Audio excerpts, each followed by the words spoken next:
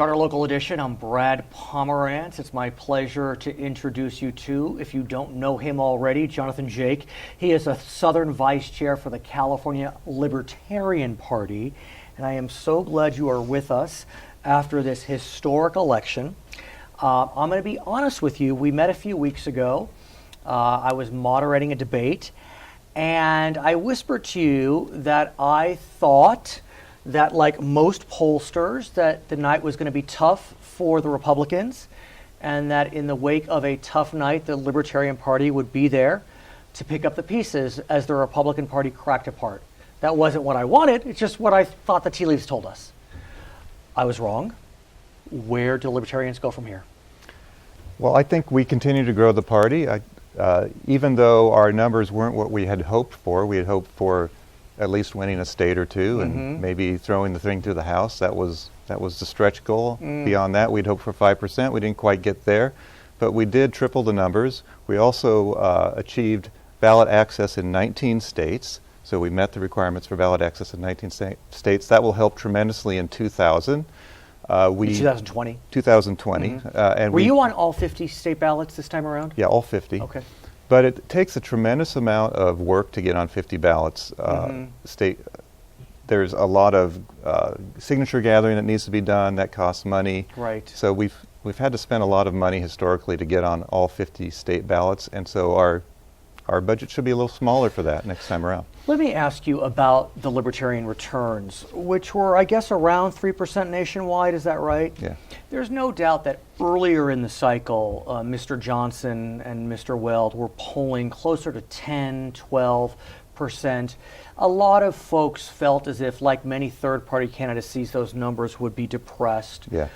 I wonder if the depression was as a result of the natural cycle of a presidential campaign or some of the missteps of Mr. Johnson, where he wasn't able to kind of fully articulate a certain vision, although one could argue President-elect Trump had those challenges as well. Yes. But you were the chair of the Johnson-Weld campaign here in California, so what's your sense? I'm sure Gary regrets a few conversational gaffes. And he knew that people were gunning for him. When you go on shows like on MSNBC, they're gunning for you. Right. And he didn't have the advisory staff that the larger campaigns had. Also, by nature, he's a very honest and open person. I think he expected the American people to get that and see when he says, I don't know, he's just being honest. It's okay to say, I don't know, one Yes. could argue. Yes. Right. And he actually did know when he realized what the topic was, he did have an intelligent answer. So it wasn't that he was ignorant about the subject. But those hurt him to some extent. Would it have made a difference? We'll never know. Right. I also want to ask about Mr. Weld.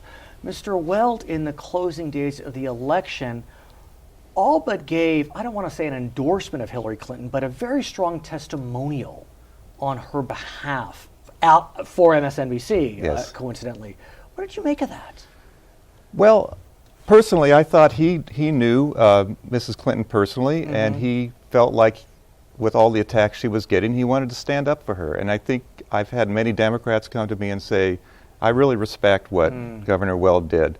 So perhaps it was for political reasons, but I think it was more his own personal beliefs coming out. I want to look at the vote totals again. And look, this was a very close election. Despite the Electoral College numbers, really razor thin nationwide in the popular vote, as well in some very important states that no one expected President-elect Trump would win. Michigan, Wisconsin, Pennsylvania.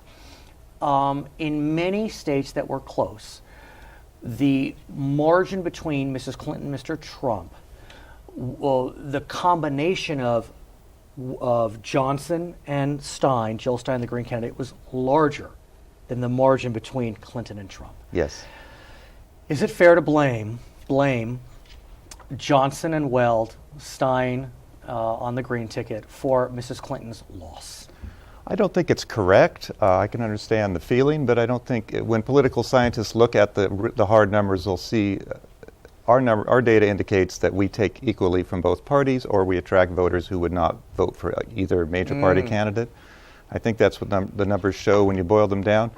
Now, maybe maybe we'll have to see when we get all the numbers come in, and maybe there'll be a state where it made a difference, but right now it looks like it didn't make a difference. And I'm fascinated by the statement that your numbers indicate that you, the Libertarians, take equally from both candidates, because I feel as if the Libertarian brand has really gone through a metamorphosis. A few decades ago, it was really seen as a very right-wing party. And I don't get that sense anymore. I think that if you really broke it down, the Libertarian Party has a lot of principles that Democrats can like, and a lot of principles that Republicans can like, which is why I had thought from the ashes the Libertarians would rise. Am I reading this correctly, sir? Well, certainly with Johnson Weld, you had a very centrist candidate, and Johnson was somewhat controversial in the party itself, but it's a small party. Things can change on a dime.